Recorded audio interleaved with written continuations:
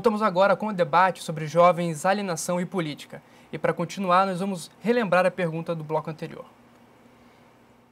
Os jovens que praticam intolerância nas redes sociais, que expõem suas opiniões de forma agressiva às vezes, isso é considerado uma alienação? Eles têm uma alienação sobre o assunto política? Ou eles estão mesmo agressivos e querem expor a opinião de qualquer forma, agredindo mesmo? Ela está fazendo um nexo muito interessante entre a ignorância sobre política, que é uma característica, eu acho, das manifestações nas redes sociais hoje, e esse afeto agressivo, o ódio, por exemplo, que também se tornou quase um clássico na nossa época. O ódio, ele é um discurso. A gente tem chamado de afeto, tem essa discussão sobre os afetos na política, que hoje está muito em voga. Aliás, é uma discussão que hoje está em voga, mas que já esteve em voga em várias épocas. E, aliás, é um tema clássico da história da filosofia política. Desde Spinoza, século XVII, que se discute isso. Então, não é novo, não se inventou hoje, é bom a gente saber. Mas a gente está falando do ódio como um afeto e, na verdade, o ódio, ele é uma construção discursiva. Então, claro que as construções discursivas produzem afetos, no sentido de que nós somos afetados por isso. Então, podemos dizer, por exemplo, que o ódio é um afeto contagioso e ele é contagioso porque existe uma operação verbal que faz o ódio transitar entre nós. E nas redes sociais, ele foi estranhamente capitalizado. E isso é uma mutação que as afetividades, digamos assim, sofrem na nossa época. Então, hoje em dia é estranho, mas as pessoas se aproveitam dessas falas odiosas justamente para adquirirem um capital social. Então, alguém que fala coisas odientas na internet pode receber muito carinho, muitos likes, muitos seguidores. Pode ser uma pessoa que até adquira um protagonismo. Nesse sentido, dá para dizer que há um capital social, de fato, que é adquirido pelas pessoas que conseguem protagonizar e usando esse tipo de método, esse tipo de mecanismo. Então, se tornou comum. Mas a fonte disso, eu realmente acho que é essa ignorância, que tem a ver com o estado da educação no Brasil e no mundo, com o neoliberalismo que tornou a educação bancária entre nós, a despreocupação que existe das instituições, não apenas das escolas, mas também das famílias, dos meios de comunicação, sobretudo, a despreocupação com a educação e, ao mesmo tempo, no caso de certas instituições, uma luta contra a educação.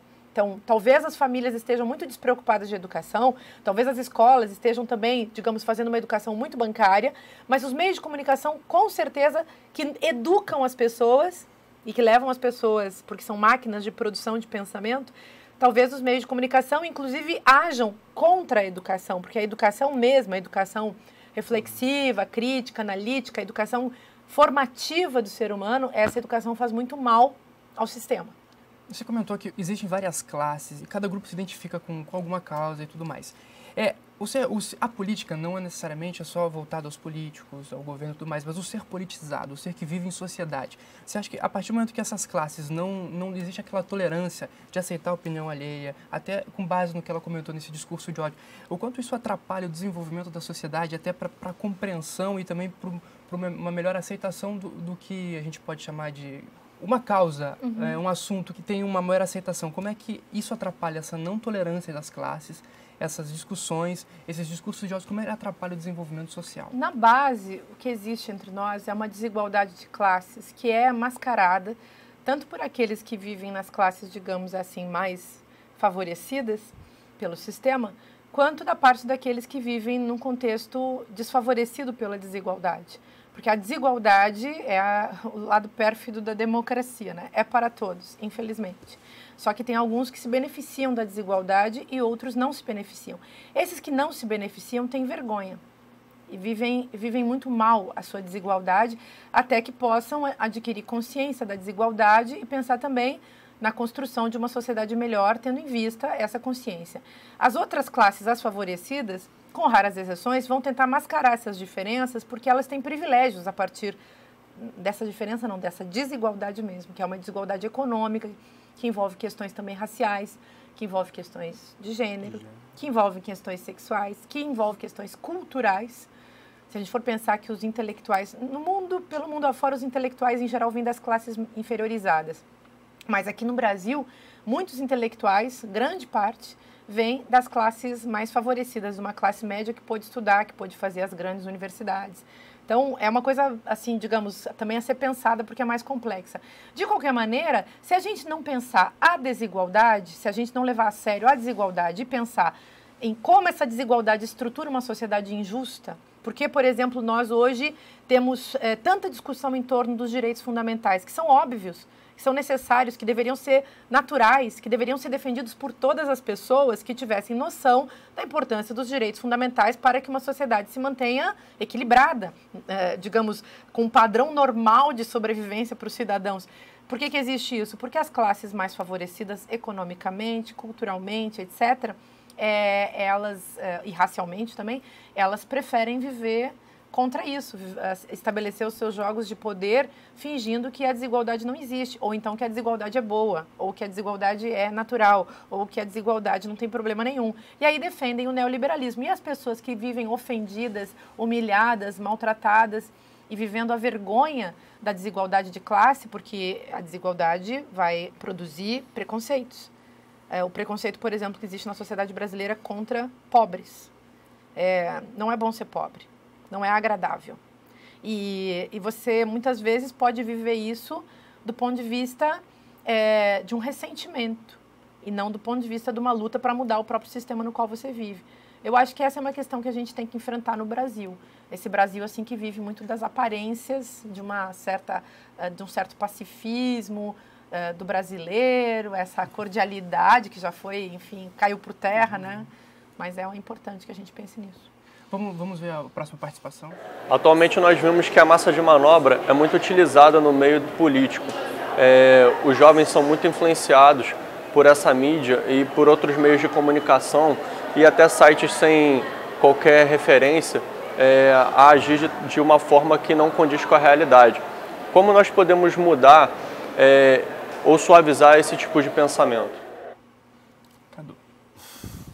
Bem, de novo, eu vou falar aqui, está curioso, porque a gente está falando que, bem do jovem, o jovem está falando mal de si próprio, né? Quer dizer, a nossa geração também é manipulada, só que o sistema é outro, né? Via televisão, via os grandes grupos de mídia, né? De jornal, de televisão.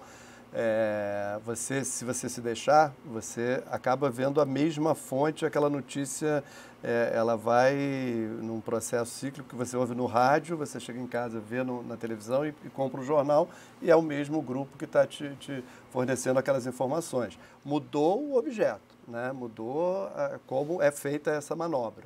Mas não vejo que só o jovem seja manobrado, vamos dizer assim, massa de manobra, como também as outras gerações. Né? Se você me permitir, eu queria fazer uma metáfora urbanística, né? Que é a minha área de maior interesse, né? Que eu acho que esse espaço do ódio, que a outra pergunta falou, né? Ele, na internet, ele tem um solo fértil, como você pode ver que nas cidades você tem espaços da cidade que promovem a diversidade e outros espaços que promovem a separação. Isso vai gerar o ódio. O Bauman falava em mixofilia e mixofobia, né? Espaços que promovem o gostar de estar com outro, né? Com o desconhecido, com aquele outro ser humano, né? E na cidade a gente teria como promover isso. Em algumas partes do próprio Rio de Janeiro você consegue reparar isso, né? Onde essa mistura acontece, as pessoas vão lá por causa dela, né?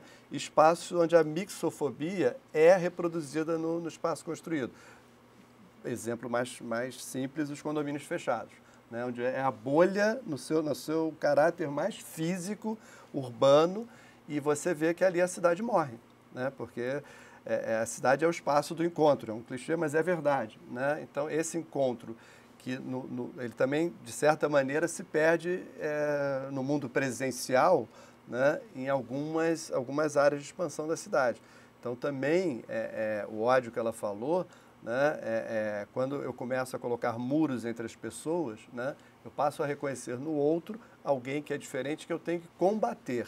né? E não por quem eu tenho que ter uma empatia ou com quem eu vou aprender, né? Então, acho que esse ódio não é só também a rede social, né? Os espaços que estão sendo construídos também estão nos afastando uns dos outros, as classes, né? Então, existe todo um movimento hoje entre os arquitetos e urbanistas de tentar uma contra, né? um movimento de você trazer de volta para a cidade uma palavra simples, diversidade, né? Reunir classes sociais no mesmo espaço, diferentes funções, né? De trabalho, de lazer, de residência, enfim. Então, existe a briga no espaço virtual, vamos dizer assim, digital, mas no espaço físico essa luta também se dá, né? No Rio de Janeiro, por exemplo, a gente teve a área toda do Porto Maravilha, que está se perdendo, se a gente não fizer nada, né? A gente vai perder uma grande oportunidade de reinaugurar uma cidade mais democrática ali naquele espaço. Então, só fazer essa metáfora entre o espaço virtual e o espaço urbano que... É interessante, você falou que vocês estavam defendendo os jovens e os próprios jovens estavam se acusando. Se a gente parar para pensar, a gente ouve esse discurso já mostra o espírito crítico no próprio jovem, exatamente. Já é um bom sinal. A gente vê o jovem, sempre vimos o jovem como futuro.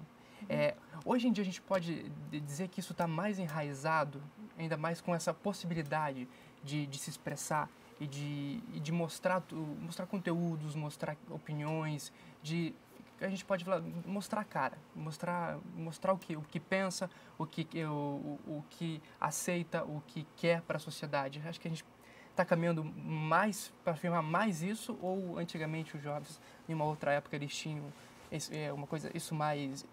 Nas ruas eles tinham um poder maior sobre isso. O jovem é muito jovem também. Porque, se você pensar, um termo que os jovens não gostam que a gente use, que eu também acho um termo inadequado, que é o termo adolescente. É um termo que foi inventado na virada do século XIX para o XX, que antigamente não se usava.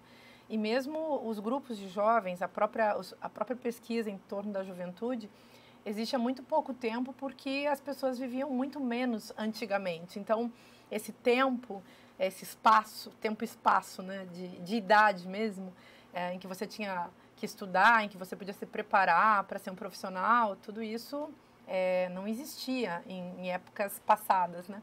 Então, é uma novidade da modernidade, dessa modernidade tardia, para usar essa expressão, né, que também pode ser questionável, mas é um símbolo. A gente fala em juventude para dizer de um quantum de esperança que a gente tem, de promessa.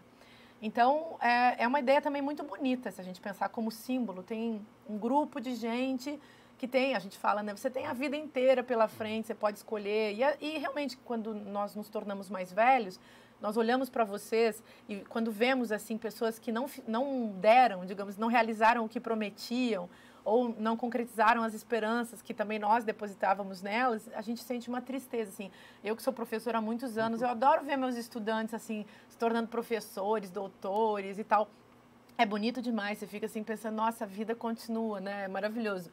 Mas, assim, claro, não dá para idealizar isso, né? Mas algo concreto no que está em jogo hoje, porque o que é ser jovem? É ser participante de um determinado contexto de linguagem, imaginário, simbólico. Então, hoje, essa galera toda que está se envolvendo com a internet vai ser muito diferente de nós. Essa geração digital, que, sei lá, tantos ficam classificando aí com diversas terminologias, né? Essa geração toda digital, que é diferente da nossa geração televisiva, nós somos muito diferentes do ponto de vista da estrutura, da própria competência, chamemos assim, linguística que a gente tem. Vocês são muito rápidos. A gente ainda é de um tempo que precisa elaborar. Vocês já estão com muitas elaborações. Eu acho que nós somos menos prepotentes do que a nova geração. Isso eu estou colocando apenas para a gente pensar. Não é uma elaboração muito pensada, mas é uma desconfiança que eu tenho como professora, que vocês têm muito mais certeza do que a gente. E, ao mesmo tempo, existe muita melancolia, o que eu acho até um bom sinal, num certo sentido, porque a melancolia faz pensar. Então, eu realmente tenho esperança até nisso, tenho esperança até na melancolia dos jovens, que eu acho ela bonita, acho que ela faz pensar, acho que demonstra, assim, que a garotada não é tonta, que há rapidez, sim, existe uma rapidez que torna muita gente muito prepotente, no sentido de achar que sabe tudo e ainda não viu nada da vida, né? Mas isso também é bonito porque coloca a gente numa atmosfera de sonho, né? Tem muito possível, tem muita potência que está para ser realizada. Então, eu acho eu continuo. Talvez seja a velhice, eu acho bonito. Eu acho que se tem uma novidade assim na juventude de hoje, né, é seguir muito menos um padrão estabelecido do que a gente tinha. A gente tinha alguns modelos, alguns padrões, uma meia dúzia de modelos e padrões e que a gente acabou seguindo, né? E eu vejo que talvez vocês façam um outro tipo de movimento político, que é de você tocar a sua vida como você quiser, sem muita... Que poderia ser um lado bom dessa fragmentação que a gente está falando, né, do tal do algoritmo, é você tocar seu barco muito pouco se lixando para talvez os megasistemas, como eu falei, de comunicação ou de poder, né? Então, essa possibilidade eu vejo com muita esperança, vamos dizer assim, porque eu já me vejo um pouco fora disso. Eu já me vejo seguindo, quer dizer, quando eu olho para aquele jovem, sim, eu confirmei aquilo que aquele jovem gostaria, eu trabalho com educação, com o maior entusiasmo do mundo e tudo mais, mas ainda dentro de um modelo de carreira, um modelo de progressão e tal, né, que continua.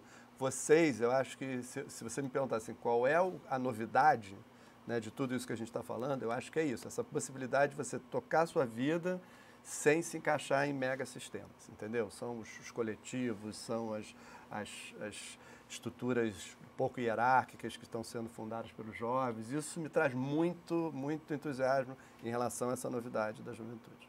Cadu, Márcia, eu queria agradecer a vocês por participarem do programa. Foi Obrigada. um prazer. Muito obrigado. Obrigada mesmo.